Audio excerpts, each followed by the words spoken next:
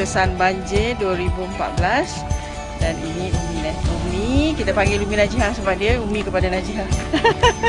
Saya terlupa. Ola Rafila, okey.